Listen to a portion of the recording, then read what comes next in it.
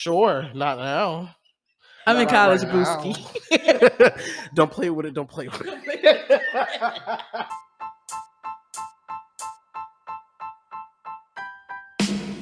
Welcome back, everyone, and welcome to another episode of College Survival Guide podcast. I am your host, Macy Vessell. I am Floyd Harris. And we are here to talk about some important topics. We are currently just getting out of homecoming week, and y'all, a lot of things have happened. People are getting So we're going to start on the topic of safety on campus. So, Floyd, can you give us a brief on why we're even talking about this? Personally, I don't go to parties or get-togethers, but everyone knows there was, you know, they were having fun, and then something terrible happened. You want to talk about that? So basically, we had like a homecoming party after the homecoming concert. It was not located on campus, y'all, but it was very close. But apparently, someone had a weapon, and they ended up, letting it out, and 9 people were shot. Thank God they all were okay. They were either shot in like the foot or the leg, so it wasn't anything, really major. But it's just the point on how we even got a gun so close to the campus is the question. And we need to start on how safety on campus is not, really up to par. First, how did you feel when it happened? You were there, right? So yeah, I was there. And at college parties, we're all not like, 100% sober. So I think that's what made it scarier because that was my first experience. We are 21 and or older, just so you know. Like that big 2-1, y'all. But I think being there made it more scarier, and the facts on I kept asking myself, how did this happen? Like I was like, what happened actually? Because despite me being there and hearing it and like seeing the people running and stuff, it still didn't register. What happened? Did you think it would happen? No, because it was so random, y'all. I literally bought a $13 meal and I couldn't even eat it because that's when the shots rang out. I was literally sorry, don't be I bought a $13 meal. because I really had to like fight my way to find somebody to give me, because everybody wasn't taking cash and stuff. So I found my way to get that $13, and then the shots just rang out randomly. Like when I say it was so random, I literally had my burrito and my sauce like this. It wasn't like any fight going on before. Not that if you weren't over there, you couldn't hear it. So it's like there was no warning. Nobody's like, oh, they're arguing, or they're having a disruption or anything. It was just boom, boom, boom. I said, oh my God. And it made it worse because at this homecoming party, it's like blocked off, like everything is blocked. So it's like you couldn't just run out. You had to trample over the thing to get out. And people are running over each other. Campus police running away from the issue. It is not funny. It's not. I said, how are y'all here to protect us? And y'all we are laughing because we are coping. Okay, we're coping. I think it's scared them too. It actually goes back to safety on campus with the campus police. When you come on our campus and you go through the checkpoint, nobody really cares. Shoot. Nobody really cares, basically. I'm gonna cut that out. But basically, nobody really cares about like who's in your car and all that, as long as you have a student ID. And I think that's where the danger of campus starts, because it doesn't be the college students that make the uproar. It be the outsiders or the friends of the college student or whatever. It's never the college student that's here disrupting the campus. But were you at the party? Because I see you at all. I was in my bed. So how did you find out? Twitter. Not even. People were talking about it in group chats and stuff. I literally, that's terrifying. I kept crying. Like I could not stop crying. Like I was crying on the way to the car. I was crying in my car. I was crying when I got home. Like it was so much. That was like the most traumatizing experience I've ever experienced. But I also said I'm not going to be afraid of it because I'm not going to allow it to make me scared of parties or like things like that. But also, I wanted to talk about how people was like, oh, y'all in Baton Rouge, y'all should expect that. We are at a college party. We do not expect to just randomly get shot. Like, let's just be honest. We're here because we were stressed all week from probably exams. We had the best tailgate ever, blah, blah, blah. We're expected, though. Being from here, it's expected. Like, when I heard about shootings at, like, off-campus things, like the clubs and stuff, I would be like, oh. But hearing it on a college campus is different. But probably because I'm from Baton Rouge, Oh, so it's like like especially on LSU side. LSU side is the dirty South, kind of like that's where a lot of stuff go down. okay. So when people come here, and a lot of LSU students are actually scared right now because a lot of things are happening. Because apparently they had a shooting at one of the cafes on campus there, like last week, and it was At an LSU? on-campus incident. And I was like, this is too much. They had a girl that got killed right outside of LSU's campus, sitting in her car. Like, mhm. Mm-mm, mm-mm. If we're being honest, no college campus is really like 100% safe. Sure, and that's anywhere though. That's anywhere. So it's kind of like I can't really, be in an uproar about how it's going, because if it was too strict, then we would be complaining basically. Mm. Because if we would say, well, she's my Yeah. friend, she always have your ID. Why you stopping her now? It's policy that everybody has their ID at the same time. Like if they was to start doing that kind of stuff, we would be upset. So it's like every side there's gonna be a complaint. But what you think about it overall? Just about the situation? Were you expecting it to happen? No, not at all. It was just all so random when the news came to me about it. Um, I don't know how I feel about it, honestly, because I didn't go in the first place. It's just Yeah. like, did something tell you not to go It's beforehand? crazy. Ellie wanted to leave 5 minutes before, and I really should have listened. Wow. I just was like, we're having a good time. Like, nobody else wanted to leave. I was like, we're having a good time. Like the music's flowing. Because, at this certain party, we don't leave until like 4 o'clock in the morning. So it's like just hitting 2 o'clock when it all happened. Like, we had 2 more hours of fun. So nothing really told me, like, go. And that's what's scary. It's because sometimes you won't get the sign that you need to leave. And that's how random life changes. Like, you're having fun one moment, and then the next you're scared for your life. But that taught me to check my surroundings more as well, like be aware more, or like always be with people. Because when it happened, I was alone. Like I wasn't around any friends or anything. I just came from the food truck, so I was standing by myself at the moment. So it reminded me to always stay close to a friend and stuff like that. It just told me to just make sure that you can't control what happens around you, but you can control how you react to it. Sure. So that's that on safety on campus. But also it's not, because they had a shooting at the tailgate that weekend. Did you hear about it? What? Yeah, right. Like 5 minutes, probably 5 to 10 minutes after I left, they said somebody was arguing. I guess in like the midst of the tailgate, and somebody like pulled it By the out. Yeah. stadium? No, it was more so by the trees. Oh. Yeah, so it was like over there. I'm surprised you didn't hear about Mm-mm. it, because Justin sure called me. Oh, They was running and everything. I said, not All the more again. reason to stay in my room, man, because I can't do this. I can't do this. But overall, I think we need more safety on campus. I understand that we're adults, and we want freedom, but also we need to understand that we nobody wants their child to go to the college and like be scared that something's gonna happen to them. Students just need to be more mindful of our environment. Yes, we can have more safety, but what are you doing Right. to keep the campus safe like we want it to? But that's all I have to say about that.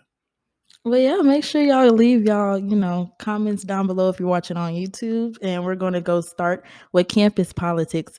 So I think every college campus has politics. And when I say politics, I think a lot of favoritism plays roles in things that happen on campus. Not only our campus, I'm talking about in general, before y'all attack me. So when I say politics, I mean you always see the same people in the organizations. You always see the same people, doing things, and a lot of people don't get new opportunities. So do you agree that politics plays in a lot of roles? I remember before I attended Southern, I was walking with my dad on campus, and he was like, college is a lot about politics. It's all about politics. And I was like, Dad, you're being dramatic. What do you mean? Like, politics about what? But it was like deeper than that, like scholarships and who you know. I didn't know that all played part in college. Who plays a big role on college campus, because I feel like in the most humblest and nicest way, I think a lot of positions that are given to certain people, they don't deserve it, but based off who they know or their qualifications, they get it before the better candidates or the better students or like the more unique students. And I think it's unfair, because why do we constantly see the same people in like positions, and the saying out with the old and with the new doesn't even exist here? because there's so many people that I know have like tried to get in even the smallest organizations and they still get turned down. I'm not sure if it's just the person or if it's like just really the organization playing favorites, but I do see a lot of it. And a lot of people used to think it was favoritism on campus, but I just think it's a lot of more political things on campus. Currently on our college campus, it's an incident with our government association. So apparently, they have a royal court, and one of the young ladies in one of the positions is Miss Sophomore, and the other one is Miss Junior. And allegedly, Miss Junior was harassing Miss Sophomore, and apparently, Miss Junior lost her position, but because of who she knows, allegedly, she got it back. So basically, that is an example of how politics runs on campus. It's about who you know, who has the most power. Not saying, it happens in every situation, but I do think coming to college, you should know that networking is important. Networking actually gets you further indoors than like your status, basically. A lot of people try to run their resume up thinking that they're going to get over on the next person just because of I know the dean or, you know, oh, she taught me for 3 years. She's definitely going to pick me. Like, it's just like little things like that. Like, I know when I was joining an organization, they had this one girl, she didn't get picked, but she was very confident because of the people that was on the committee voting on who to choose. And she was like very confidently thinking that she was going to get the position because she knew the people that was choosing, but they was like, no, we don't run politics here. Like, no, we don't run that here. Like, you're either qualified or you're not. And I think that opportunity should be equal to everybody. I think every organization should be clean slated. I don't think just because you were in this organization for 3 years that you should take your fourth reign basically over somebody else that's new that you don't know. Because, quality over quantity. So what's your opinion on campus politics? Have you ever experienced to where you thought it was based off who you know, somebody else? Have I experienced? Sure. Maybe with a scholarship. I didn't get a scholarship for 2 years, and then I got it finally my junior year. But it was only because I not knew who was doing the application, but I knew since freshman year. But she noticed something changed, like in my application, and they said they lost my application freshman year. I don't really believe that, but yeah, not really like as much as maybe you have experienced it, but yeah, not too much politics on my end that I know of. Okay, I'm a simple man, so yeah. And I think a lot of people, this is every college, like we said earlier, they have certain people that want to be like the face of the campus, or not that aren't even just in positions, but like just social media wise. Like they be like drip or drown, or like making the standard basically under their own standards and making other people feel bad and stuff. Like, if you don't follow the standard that your college has, make your own standard. I don't think you should follow anybody else's. I don't think that you should fall into the politics of your college campus, because no one is going to remember you if you followed the crowd. You have to stand out in order to be memorable. If you want to be iconic, if you want to be the one that people talk about years later and not based off of, oh, he had that position, but what did he really do?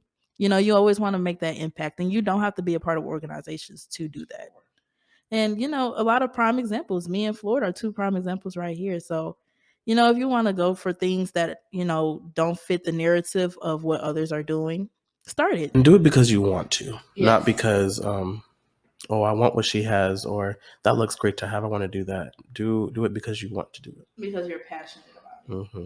And I think that's what a lot of people lack when they have certain positions on college campuses. They don't really have the passion for it, but they like the status of it.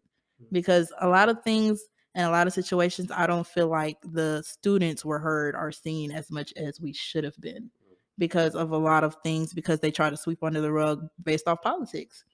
And we're talking about the Miss Sophomore, Miss Junior situation, and it was actually not really a private matter because it was in the campus newspaper a week before, and it was also a Senate meeting a week before where Miss Junior lost her position, where the whole facts and stories were told. So when it comes to that situation, I wish both ladies the best, but it did get to Twitter, and that's where like a lot of things happened. Um, to keep y'all up that doesn't go here. So basically, Miss Sophomore ended up posting on Twitter that she's, dropping her reign because she feels like it's unfair because her voice isn't heard, because if she feels like it's based off who she knows because of her parents, and it's just like a lot of things. And it's true. And so we're going to talk about freshman to now growth. First of all, how do you feel that you changed from being a freshman to now? A lot of things have changed. I realize I don't like to be in the crowd anymore. Really? People be like, we never see you. You're not going to. It's not meant for you to see me because I'm never up here anymore. Like freshman year, I didn't have a car. Like I didn't have a job. Like I was just like that college student that lived off campus, basically. So I like fought to like be seen or to fall into friend groups and stuff like that. But over the years, I realized I don't really like having a lot of people around me. I like my own comfort. I like my own peace. I like doing things that I like to do and not because I'm forced to do because my friend wants to do it. Like a lot of things have changed. I've mentally I've become more at peace. Yeah. Sure. Mentally, I realized I shouldn't let things control the way I act. Basically, I don't let my emotions take over me anymore. Basically, I just feel like I turned from a young lady to now a woman, basically, because a lot of things, such as, like I said, peace and things, I used to be very rowdy. Yeah. And like you experience my rowdiness, but now when you see me, I'm more calm. Like I'm just more in a calm state, basically. So, Floyd, what are some things that changed from freshman year to senior that you've experienced? Definitely my mentality, my weight. Everyone knows since freshman year I did not look like this. Yeah. I was very to myself. I've always been to myself. Mhm. But I met a lot of people, including you, before I even came to Southern. I attended Bayou. It was a summer program in 2019. And that was before COVID came down and ruined almost everything. But growth. That's crazy.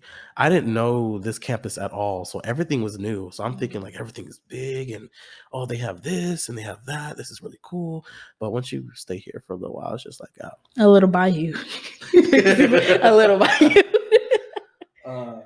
But it's dope though. It's really dope. To travel from California to here is definitely something a lot of people don't do. I taken hold of a lot of opportunities. 1890 scholar, who would have known I got that?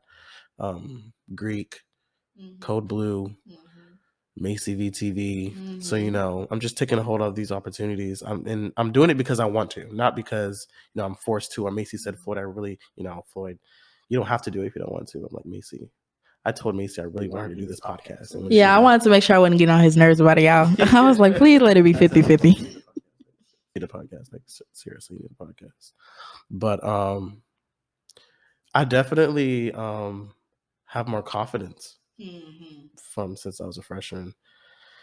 I actually don't listen to other people's opinions as I used to anymore either. Sure. And that comes with confidence as well. I learned to love me for who I am and not who other people want me to be or who I envision myself in 5 years. And like I like to overthink a lot, and I'm learning not to overthink so much on situations because unnecessary stress causes unnecessary drama. Sure. And I don't want none of that on my mental. But a lot of things have changed. Y'all don't be on campus. If you see me on campus, it's because I'm in class. Like I never come, even for events. Do you have senior-itis? Yes, I do. I'm ready to go. Now, like I'm not. I never thought I would say this, but I kind of do just a little bit, but I don't want to leave. Yeah, like I'm not ready to go. I'm not ready. Like every time some like drama or something happens, I'm like, oh, here we go again. It's giving high school. Children. Giving high school. Like I feel like we're the elders because we're seniors. But senioritis hasn't hit me too hard, and I feel like I'm saying this now, but when the time comes to graduate, I'm gonna be very sad. I'm gonna be like, oh my God, I spent 4 years. But when people ask me like, are you ready to graduate? Are you ready to leave? I say no. Yeah. I'm gonna say Because no. who wants to rush their life? Hello, like, somebody. After college, it's literally you may want to. Bills and jobs. Let's be for real. No, like seriously, because like, people be like, you want children? Sure, not now. I'm in college, Booski. Don't play with it. Don't play with it. You funny for that. No. The only children I'm going to have is a cat and a dog. Hello, somebody. I'm gonna have my husband, my man, and I'm gonna have my kids. But I'm not like rushing towards that life. Like I find the beauty in things now. Like I have a beautiful relationship and I'm in college. Like, and a lot of people think that you can't have relationships in college. Yes, you can. It just depends on if you want it or not. It's your situation. It's just your situation. Like literally, if two people want it to work, it's gonna work no matter what circumstance they're in. But yeah, senioritis hasn't hit me too hard. During midterms, I found myself like just shutting down. I did not want to do midterms. Really? I was just like, why do I have to take tests? Like, I hate taking classes that has nothing to do with my profession. I'm a nerd, so I like studying and tests. I don't like that. We talked about it last episode. Except for math, though.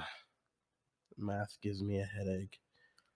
Oh, so what's the update on your midterm grades? Are they good? Because last time we was talking about midterms. I passed all of them. Okay.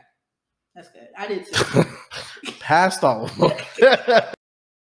Updates for right now. What do you think a freshman would be worried about, like being a senior or a junior or like an upperclassman? What do you think they would think we're worrying about? I think a lot of seniors worry about if they're really going to finish in 4 years. Mm-hmm. A lot of people stress about having to stay a semester longer or 2 semesters longer because they feel like they're the older ones of the bunch, basically. And they feel like, you know, everybody's like, why? Because it's so rude when people ask, I thought you graduated already. Why are you still here? Some people don't graduate in 4 years. And I think seniors have that fear of if they don't graduate in them 4 years, people are going to look at them like a failure. Mm-hmm. Or like you stayed here too long because you didn't finish in 4 because you weren't, you know, passing your classes. It's always situations. Some people change their majors, you know, last minute. I know one of my friends just changed their major in their, you know, junior year. So it's kind of like in college, there's nothing that is solidified. Everything can change and like that. So I think that's what seniors can be scared of the most. I think as a senior, we're scared of post-grad. You know, a lot of people have post-grad depression, like what happens after college, or would I get a job right away, or, you know, would I be stuck working a 9 to 5 until I get there? Your life is literally going to go at the pace that it needs to. Do not rush your life. Why are we rushing for all this? Like, I love college. Hello, somebody. Hello, somebody. I love being on my own. Are you kidding me? I hate adulthood. I'm not ready to like leave and go buy an apartment and like, you know, well, actually, I'm lying. I am. I like fantasize about that life, but thinking about it, I'm scared, low key. Mm. But I'm not scared of failing because I know I'm not going to fail when I graduate. I know that I want success and I'm going to make it happen for myself. And failure is just a part of the process. If you do. And honestly, I don't even think that there really are failures. I think failures are experiences that you should learn from. Nobody really failed in life. It's just things that you either learned from or you did, and then you constantly have to learn things in order to get to the next level of life. But yeah, so y'all, we wanted to do a fun little thing. Yes. So Floyd's idea was decided that we're going to share after every episode of the podcast 3 songs of the week that we are currently jamming the most. So Floyd, I'm going to let you go first. So my first pick of the song is Oh by Sierra. Gotta love Sierra. She's like a classic, man. I'm dancing over here and like I only knew it when you started singing it. I don't know it based off the name. You gotta know that. Second song is I Like That by Houston. And I don't know that either. Really? I like that. I like that. That's where the money is. Whoa. I like that. Whoa. I don't know this song. Like, I'm over here jamming. You don't know this song? I don't. Oh, you probably do. I never. Is it a TikTok song? No. You know I don't be on TikTok. No. That's like an OG song. Do you know the song? I don't even know who Houston is. It was in the Robots movie. Okay, that's probably why I didn't watch it. Okay. Well, it was still a banger. Oh, okay. And then my last one is Focused by Miss Ariana Grande. Now, I know this one. Fun fact, Ariana Grande is my favorite artist. So all the Arianators out there, I am one. She said she's so funny for that. I love that song, Focus.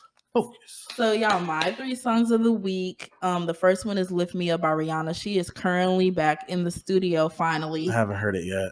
Yeah. Y'all, it's very much a healing song. I can tell you that. I just listened to it when it came out. I listened to it usually during when the sun is setting. I was listening to it today at a sunset. I think that's the best way to listen to it. My second song is Slow Jam, but the Usher and Monica version. It's currently been on my head a lot, probably because I'm in a relationship again. And it's like, oh, I just want to feel love. You don't know it? I don't. Hey, another slow jam. You Definitely never heard not. it. Did you ever watch Sister? A little bit. Okay. Because I was going to say they had a whole prom scene of that specific song. That's probably why. And my last song is Kitty Cat by Beyonce. Miss Beyonce. I love this song. But you said that you will soon be home. Oh, baby, that was a long time ago. Hey, I'm not feeling it. Hey. Bro. Beyonce, she just be having fun in that studio. It just wakes up like the sexiness of you. She just be making music in that studio. But another surprise is that we're not just only going to tell y'all the songs. We're currently going to make a playlist, and every week we're going to add those new 3 songs of the week, so y'all can currently jam to everything that we are listening to. But before we wrap up this podcast episode, anything else, Floyd, you want to say about like how homecoming week was for you? This was my official, quote unquote, homecoming. I think I went to No, I'm going to say it was my official homecoming. It was fun. I had a lot of fun. This was the first one I actually enjoyed for real, too. Yeah. I went to the parade, y'all. It was very nice. I went to basically everything except like the first 3 days, but that's also where Senior-itis kicked in, because I was like, them 3 events for the freshmen. Like, I'll see y'all at the concert. Oh, my gosh. But we just want to say thank y'all again for tuning in to College Survivor Guide podcast with me and Floyd. You can find the podcast on YouTube, Anchor, Spotify, and Apple Podcasts. And we'll see y'all next time. See ya.